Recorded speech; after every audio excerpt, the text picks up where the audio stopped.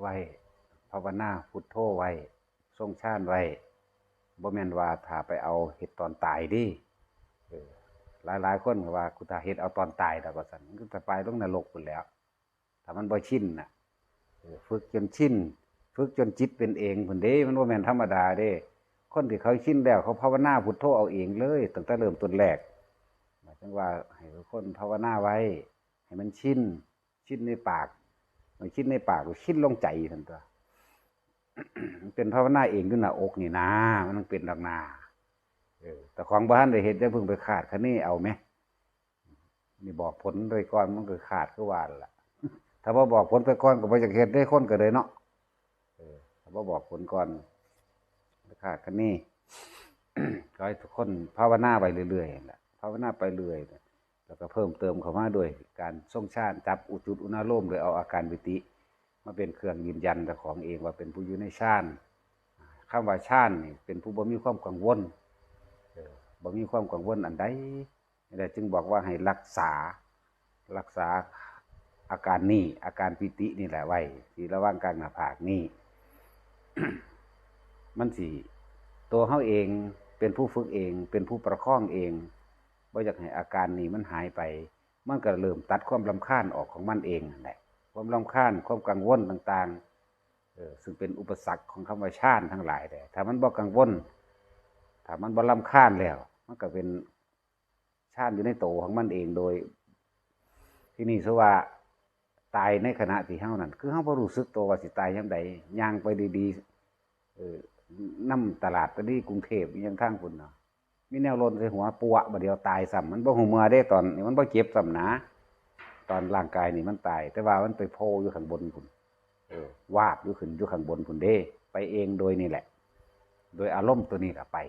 อารมณ์ซื่อๆนี่แหละนี่เป็นมันสิเป็นสั้นผู้ขับรถไปคือการผู้ใดทรงฌานไปเรื่อยพุทโธพุทโธในใจอาการปิติเกิดขึ้นระหว่างหน้ากลางหน้าผากไปบ่แน่เด้รถเขามาขุบเอากลางทางตายซ้ำก็มีเด้รถอื่นๆเขามาส้นเอาตายมันก็ไปพุ่นเลยบ่ฮู้เมื่อพุ่นล่ะเรื่องสั้นบ่แม่นว่าสิไปเอาถาเอาบาดตายมันสิได้ค่อยๆตายอยู่บ่แต่ละคนนั่นคนที่บ่ภาวนาบาดสิตายมันเจ็บปวดคือหยังนี่ว่าธรรมดาเด้ความเจ็บความปวดมันสิมีอารมณ์บ่มันสิมีอารมณ์พุทโธบ่แต่ผู้บอกมันก็สิกล้าบอกคือบอกก่อนตายควรทำยังไงกับพ่อแม่สังกับเบิ่งพ่อแม่แต่ของแหน่สแตกแดกแล้วเราหาเว้าพื้นคนมันสิไปพุทโธได้แนวใดมันตัดสิด่าพระพุทธเจ้าหั่นติอีห่ามึงขึ้นรถแล้วพุทโธแม่มึงว่าซั่นตัวเอากับความจริงมันเป็นซั่นอีหลีถ้ามันบ่ชินมันบ่ว่าไปเฮ็ดจังได๋มันสิไปได้เนาะ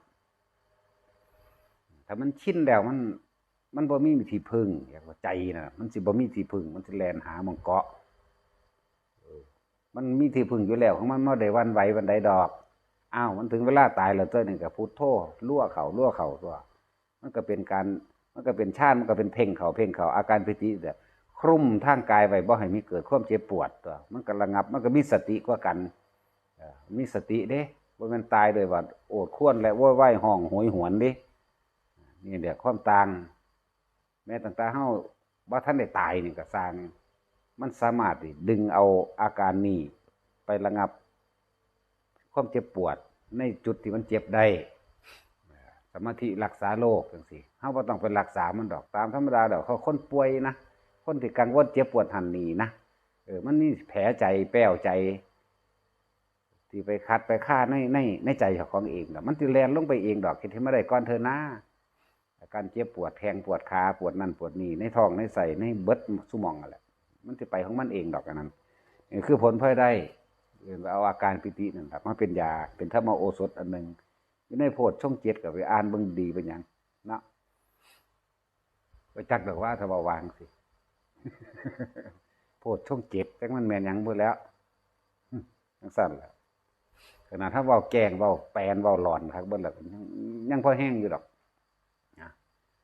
ว่าพุทโธเป็นคำนึกป้องกันการคิดในการคิดฟุ้งซ่านเพ้อเจ้ออย่างต่างๆในความเกลียดผู้นั้นฮักผู้นี้นั่นแหละ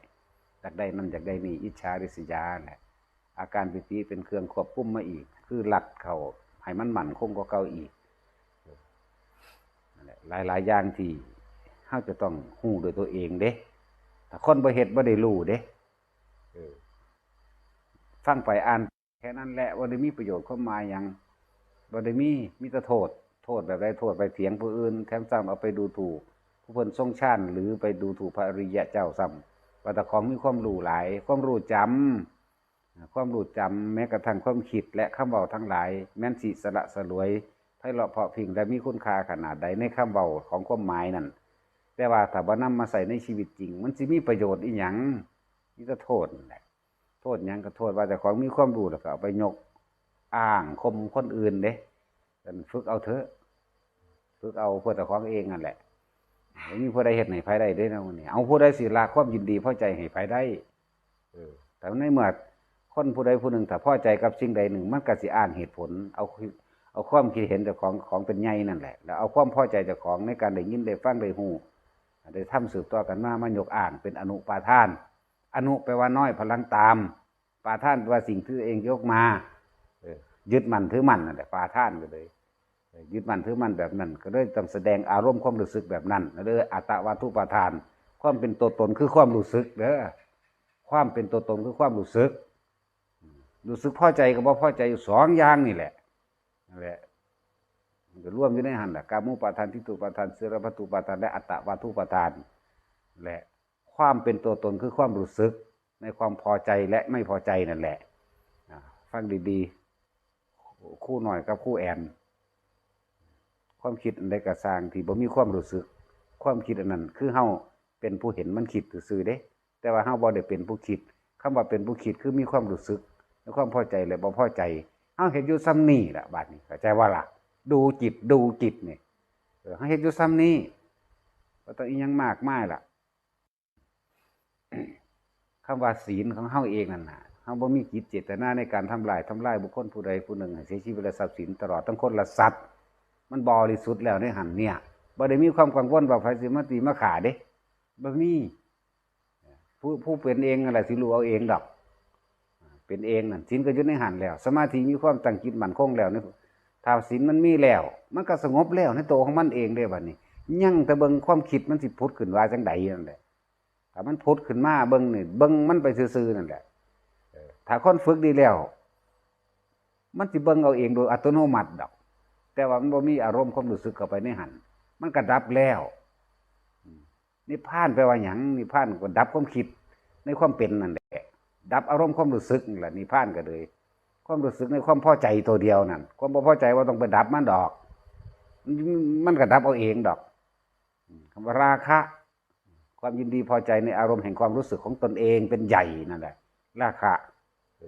ถ้ามันบ่มีความรู้สึกในความยินดีพอใจกับสิ่งใดสิ่งหนึ่งแล้วโทสะสิเกิดมาจากไสโมหะสิมีมาจากไสเดี๋ยวนี้เบิ่งความรู้สึกเจ้าของดีๆเดี๋ยวเอาสองคนนี่พ่อนอกนั้นพ่อสำนั่นแหละเนาะกำกากับว่าท่านในแมนกำกากับว่าท่านในแมนดิเอาเบิ่งพวกนี้เนี่ยเขาพยายามสังเกตใจตัวเองอยู่เดียวนี้แหละความรู้สึกนั่นแหละใจก็เลยความรู้สึกในความพอใจความคิดเกิดขึ้นได้เสมอเมื่อมีการกระทบคือเห็นปั๊บถ้าคนที่มีภาวนาอยู่แล้วหรือจับอาการปิติได้อยู่แล้วบ่ค่อยคิดดอกพวกนี้กระทบบัดนี้สุว่าเฮาเห็นเขาย่างมาไกลๆกับเป็นธรรมดาเห็นก็เห็นซื่อๆนั่นแหละกระทบมีการเข้ามาคุยกันเว้ากันความนั้นความนี้เนี่ยความคิดตัวนี้สิพุดขึ้นมาบัดนี้เฮาสิเกิดความยินดีพอใจบ่บ่เกิดความยินดีพอใจนั่นแหละก็เป็นธรรมดาบ่มีหยังเพราะว่ามันดับวิญญาณได้แล้วเข้าใจคำว่าวิญญาณเนาะวิญญาณตาหูจมูกลิ้นกายใจก็ไหลลงมาสู่ความรู้สึกยินดีพอใจโตเดียวนี่แหละตาหูจมูกลิ้นกายใจก็ไหลสู่วิญญาณใจตัวเดียวนี่แหละวิญญาณมันเป็นตัวรองรับมันเป็นภาษาดอกจริงๆเอาความรู้สึกลดความรู้สึกที่พอใจหรือบ่พอใจนี่ถ้าพอใจก็ไปเกิดตามความพอใจถ้าบ่พอใจก็ไปเกิดตามความบ่พอใจนั่นแหละอารมณ์ความรู้สึกตัวนั้นเป็นแบ่งภพให้เฮาบ่พอใจกับไปตามภพใดบ่พอใจกับเรื่องโลกบ่หรือบ่พอใจกับเรื่องเขาด่ากูบ่ศูนย์บักแห้งบ่เนี่ยนรกล่ะเรื่องสั้นพอใจที่ทำบุญจังสิก็ไปสวรรค์เท่านั้นนึงดีจากบ่ล่ะพอใจโอ้ยดีใจหลายใน ได้ท่านบางหันแล้วดีใจปลื้มอยู่ให้หันไปสวรรค์นึงได้ซ้ำนั้นต้องดับให้เบิดทุกอย่างต้องมีการฝึกได้ถ้าคำว่าดับมันเป็นตาง่ายง่ายอยู่แล้วเว้าเนาะเข้าใจคำว่าความรู้สึกอยู่บ่เคยศูนย์บ่ศูนย์มาแห้งบ่แห้งหรอเนาะทางคนบ่เข้าใจคำว่าศูนย์เด้ศูนย์แปลว่าโกรธวันนี้ภาษาเราวรรณคำศูนย์แปลว่าโกรธหรือโมโห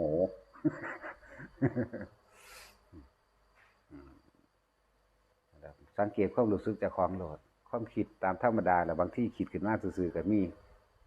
แต่ว่าเฮาบ่เป็นผู้คิดคำว่าบ่เป็นนี่คือเฮาเห็นความคิดแล้วนี่บ่มีความรู้สึกอยู่ในนั้นบ่มีอารมณ์เข้าใจบ่ว่าคำว่าบ่มีอารมณ์พอใจกับบ่พอใจสองอย่างนั่นแหละถ้ามันบ่มีแล้วมันนั่งเห็นแบบน้านั่นแหละเป็นจังซั่นขั้นสุดท้ายแล้วเด้นี่ผู้ใดสิวางได้ก็สร้าง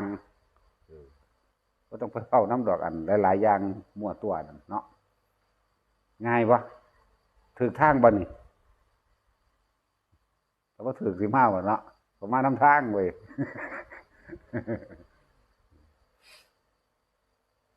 เฮ็ดให้มันเล็กยาวกว่านั้นแน่พ่อใหญ่อันนั้นบ้านหยังบ้านโพ้นบกบอกฮะบ้านน้องรักเวลาส่งชานส่งมันนานๆแน่อย่าบอกแวกเลี้ยวหลายหูอย่าส่องวอกหลายจับจุดอุณหภูมิขึ้นมาได้แล้วก็ก้อยไปนะถ้าอีหยังกุ้งยิงขึ้นมาแล้วหันใส่เขาเวิบโลดมันออกแล้วแม่นบ่ล่ะพยายามอดเอาจักหน่อยเด้ออันเสียงนั่นเสียงนี้เขาเฮ็ดหยังก็สร้างเขาอดเอาไปเรื่อยๆนี่อดนี่รักษาประคองคำบริกรรมกับคำบริกรรมกลุ่มความคิดเรียกว่าอาการปิติที่มันเกิดกลุ่มจะให้มันหันไปเรียกว่าลัดเจ้าของไว้เลยอดได้จักน้อยได้อีกเป็น6 นาทีที่แรกมันได้5วันนี้มันได้6โอ้ยบ่ฮอดจักเทื่อดอกนาทีนึงก็ฮอดบ่บุย่านบ่อยู่เนาะบ่ฮอดนาทีจักเทื่อเพราะแต่มีเสียงปุ้งเป้งขึ้นมาแล้วหันใส่เขาฟึบโลดแล้วมันออกแล้วเด้ออกจากชาติแล้วเนาะเป็นจังซั่นอีหลีจึงบอกให้ทุกคนฝึกให้มันเป็นที่แน่ใจในการนั่งเบิ่งสะก่อนเพราะว่ามันชัดเจนมันบ่เคลื่อนไหวอาการนี้ให้มันนิ่มนวลเสียววาบเข้าในกระดานหน้าผากก่อนนะเข้าใจบ่คำว่ากระดานหน้าผากมันกระดานคืออยู่ทางในเด้บ่แม่นแต่อยู่ทางนอกเอามันแน่นขนาดนั้นแหละแต่มันยังบ่ขึ้นเต็มที่แย้มปากขึ้นจักหน่อยสืบลมเข้าแห้งๆมันทั้งขึ้นเลยหัวขึ้นทะลุออกคุณโลดไปอย่างแต่ว่าล่ะเฮ็ดให้มันโอ้อันนี้เองเนี่ยก็จับความรู้สึกนี่ให้ดีคำบริกรรมไปน้ำกันตัวในขณะใดที่เฮาเฮ็ดจังซี่ได้ศีลก็บริสุทธิ์อยู่ในหันสมาธิก็คือความสงบก็สงบแล้วของเฮ็ดง่ายปานนี้ยังบ่อยากเฮ็ดอยู่เนาะคือว่าล่ะถ้าสอนบ่ได้ก็ให้นรกสอนมันไปคิดพอในนรกพุ่นสิบ่เฮ็ดอีกแล้วสิบ่เฮ็ดอีกแล้วจมลงไปในพื้นแผ่นอันมันเป็นคืออันต้มเหล็กอยู่เด้อพวกเจ้าเอ๋ยแล้วมันบ่ได้เป็นกระทะเด้จะไปเข้าใจว่าเป็นกระทะเด้เคยเห็นทะเลบ่นั่นแหละแดงเดือดบัวๆแบบนั่นแหละคือต้มเหล็กนี่เหล็กต้มเต็มกองอยู่ในหั่นปานขัวแมงกีนูนบ่แม่นกระทะเด้อจะไปคิดว่ามันมีขอบเด้อบ่มีขอบอันนรกอันนั้นแดงเพิ่งไปนั่นโอ้ยยั่วยะเสียงห้องนี่บอกบ่ได้เลยความเจ็บปวดว่ากรีดว่าวีดว่าอีหยังก็บ่รู้ล่ะเต็มไปเบิดนั่นแหละผู้ใดทรงฌานใดกับจุดอุณหภูมิใดแม่นคุณใสต่างๆที่โลกอุปทานของแต่ละคนคิดขึ้นมานั่นล่ะมันกันได้เบิดนั่นแหละคุณใสบ่มีหรอกมีแต่อุปทานหมู่ทั้งนั้นแหละบ่มีคิดเอาคิดว่ามันเป็นมันก็เป็นมานำความคิดนั่นแหละแล้วยิ่งไปหาเขาหมู่เขาพวกประเภทเสือแนวหมู่นี่เนี่ยหังไปกันใหญ่ไสยศาสตร์จะเศษอีหยังนั่นน่ะความคิดของคนนอนหลับก็เอิ้น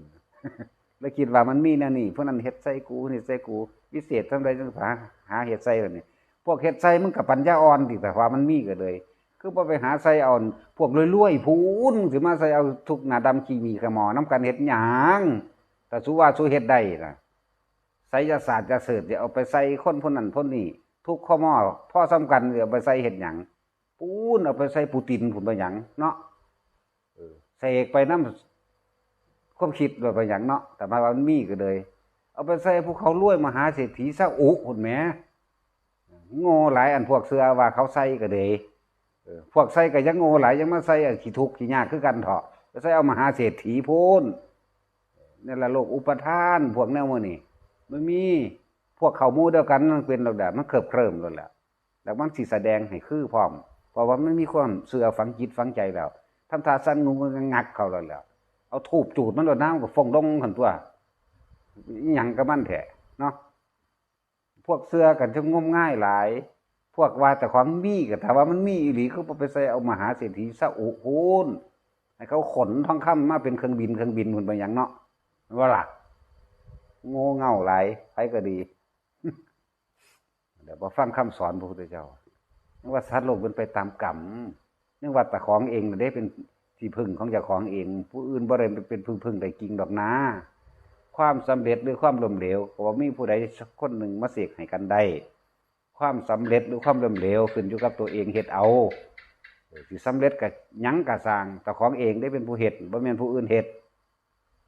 จังว่ามันบ่ได้ฟังคำสอนพุทธเจ้าบ่ได้เชื่อมั่นในพุทธเจ้าไปหาเชื่อมั่นในยังสารปูตาสารนั่งคัจฉามิเนาะผีอยู่หันผีอยู่นี่สารนั่งเบิดนั่นแหละ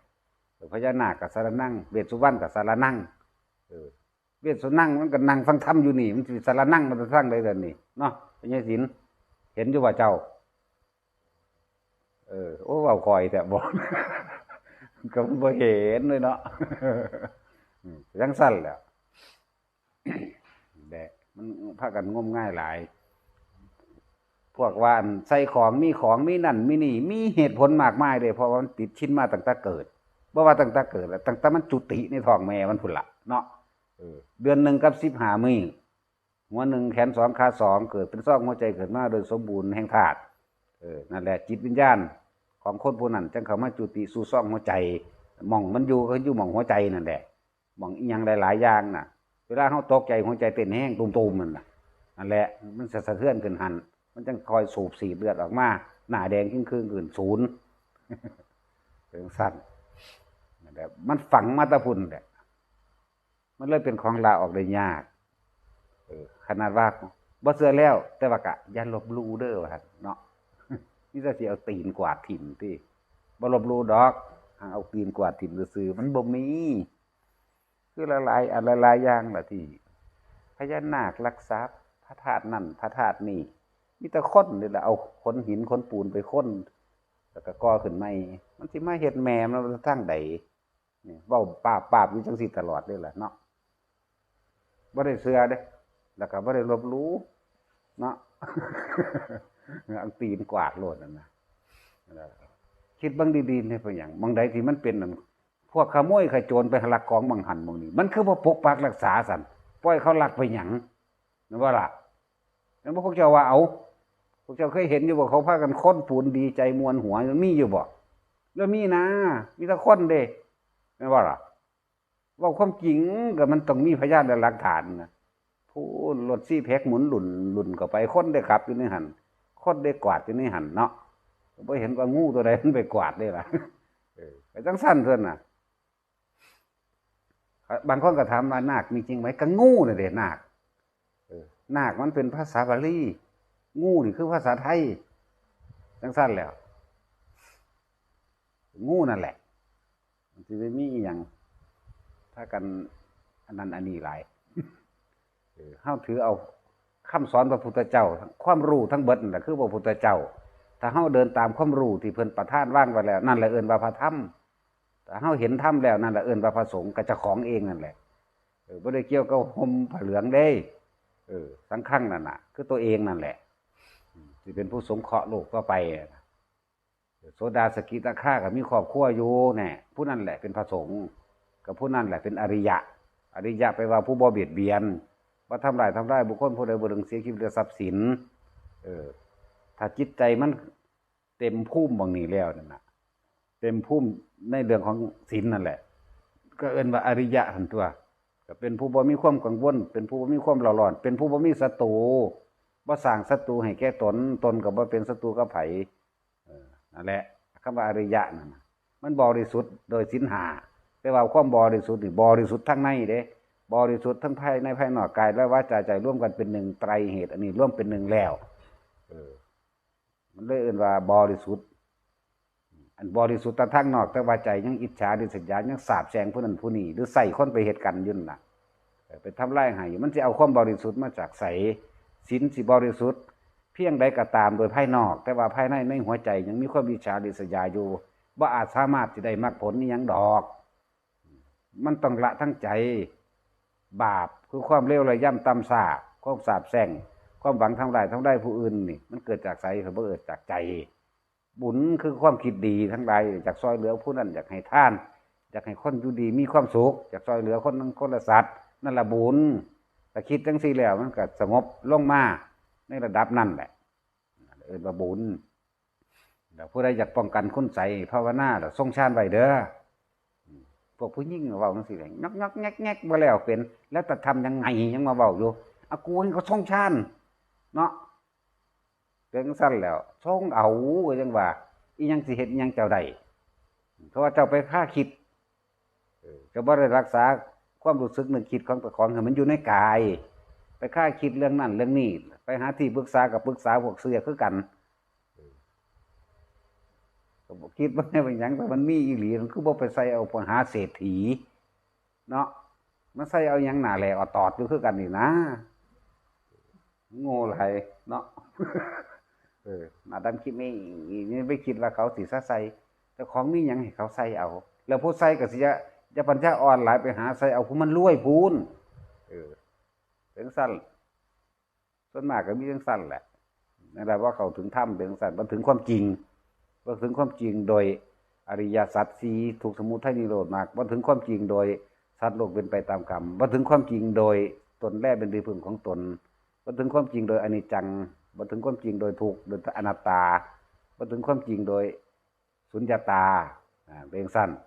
มันก็เลยคิดไปทั้งอื่นนั่นแหละบ่มีผู้ใดซอยภายใดกันแล้วกันนาเพราะว่าความสำเร็จหรือความล้มเหลวบ่มีผู้ใดเป็นไปเพราะว่าความสาปแช่งบ่มีผู้ใดเป็นไปเพราะว่าคำให้พรมีแต่เจ้าของเฮ็ดเอาล้วนๆจะไปหาติผู้อื่นติเจ้าของจักว่านะโมติโตเนาะแต่โตดีมันสิมาเกิดตายหางหยังแม่นบ่ล่ะพวกนอนก็คือกันนอนทรงฌานเด้อหรือสินอนไปนรกนอนสั่งผู้นั้นนอนเครียดผู้นี้บัดหลับตายไปหันไปนรกเลยเด้ฟังผู้นั้นเครียดผู้นี้มันธรรมดาเด้นึกว่าใจเป็นใหญ่ใจเป็นประธานทุกอย่างมันเกิดขึ้นจากใจแหละแสดงออกคิดนั่นคิดนี่แล้วก็มาเข้าใส่ความรู้สึกคิดหาคนเป็นตาสร้างมันก็สูญขึ้นแล้วแหละคิดหาคนเป็นตาหักมันก็ห่วงแล้วแหละคิดหาทรัพย์สมบัตินั่นอันนี้ก็โอ้ยเมียนให้กูละบ้าแล้วล่ะเนาะเรื่องสั้นน่ะเป็นไปตามอารมณ์เริ่มพบนั่นอารมณ์โกรธอารมณ์โลภอารมณ์หลงไปทางใดแบ่งแยกเอาคือว่าหลายบ้านได้เห็นพระสังกัดลงไปซิมล่างนรกอ่อนๆก็ได้เนาะโลลุวานรกก็ได้ไปว่าพระเยซูเจ้า หรือสิไปอุสุทธานรกมันเป็นขี้เถ้าห่อนๆธรรมดานี่แหละลองเบิ่งรู้เจ้าเคยกินหนูแดงบ่ นั่นแหละนรกขี้เถ้าร้อนอุสุทธานรกหรือสิไปโลลุวะเนาะที่เขาว่าตั้งหมอกระทะมันบ่แม่นจังเม็ดปานทะเลเสียงห้องจักมันเสียงยังบอกเสียงก็บ่ถือมันหลายก็เสียงจักจั่นก็ยังบ่ทันแม่นสารพัดเยอะแยะไปพ่อเมื่อ